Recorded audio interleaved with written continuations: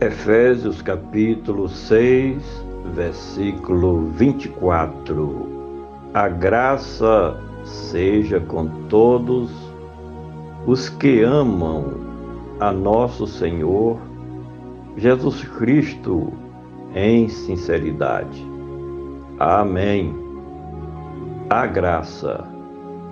No versículo anterior, encontramos a palavra paz, que fazia parte da saudação mais nas igrejas da Palestina, em que eram compostas de pessoas que vieram do judaísmo para o cristianismo, porque esta era mais uma saudação dos judeus.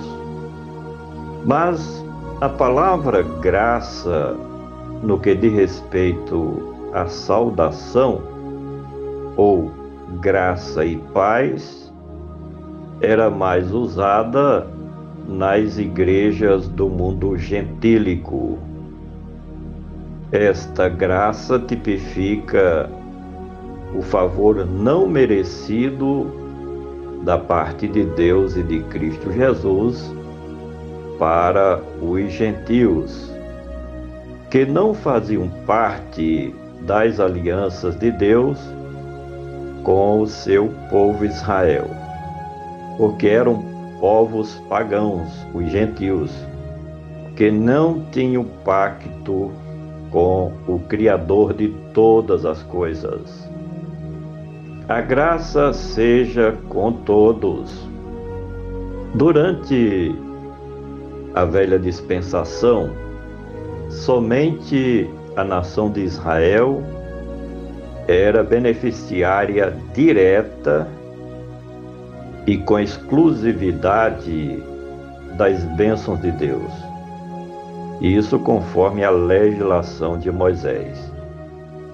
Quem obedecia aos mandamentos da lei recebia o cumprimento das promessas. Porém, as demais nações do mundo se sentiam excluídas.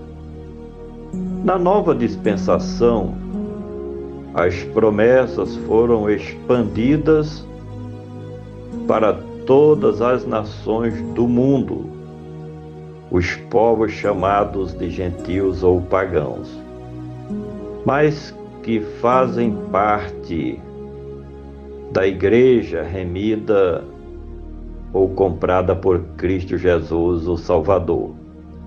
A graça, portanto, está disponível para todas as gentes, nações, tribos e línguas, para todos aqueles que aceitam a Cristo como Senhor e Salvador. A graça seja com todos os que amam.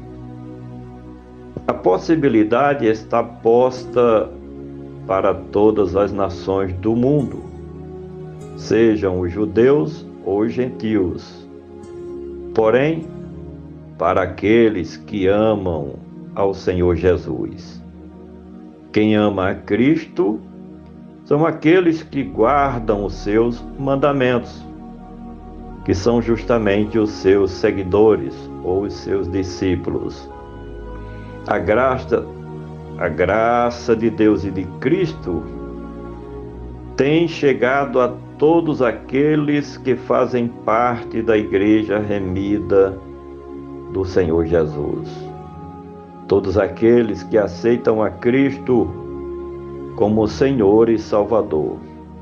Quem ama a Cristo recebe abundantemente da graça divina. A graça seja com todos os que amam a nosso Senhor. O apóstolo Paulo, como foi um dos que mais se beneficiou desta multiforme graça de Cristo, em que ele próprio diz que não era digno de receber tal graça por ter sido um dos perseguidores da Igreja de Cristo. Mas ele se inclui entre aqueles que foram alcançados com esta graça salvadora. O Novo Testamento está repleto de referências sobre o senhorio de Cristo. No entanto, Paulo fala como que Cristo se tornou Senhor, conforme podemos ler em Filipenses capítulo 2, do versículo 9 ao 11. A graça seja com todos os que amam o nosso Senhor Jesus Cristo. Outra vez, o apóstolo faz questão de colocar nos seus escritos o título completo do Filho de Deus, que é Nosso Senhor Jesus Cristo, para identificá-lo com aquele que veio como sendo o descendente de Davi, porque era Rei dos Reis e Senhor dos Senhores. Jesus é o nome próprio do Filho de Deus e significa aquele que veio salvar o seu povo dos seus pecados. Já o sobrenome, o adjetivo Cristo, nos fala justamente sobre a missão do Messias de Deus, Jesus de Nazaré. A graça seja com todos os que amam a nosso Senhor Jesus Cristo em sinceridade. O escritor está se referindo a todos aqueles que de fato e na verdade amam verdadeiramente o nome de Cristo Jesus e que se arrependeram dos seus pecados, passaram pelo processo do novo nascimento, foram regenerados pelo poder do Evangelho e passaram a ser novas criaturas em Cristo Jesus.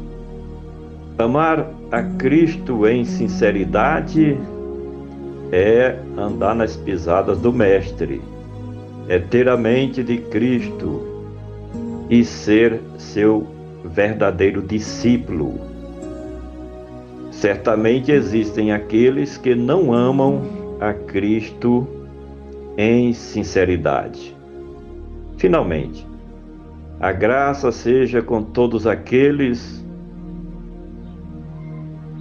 que amam a nosso Senhor Jesus Cristo em sinceridade. Amém.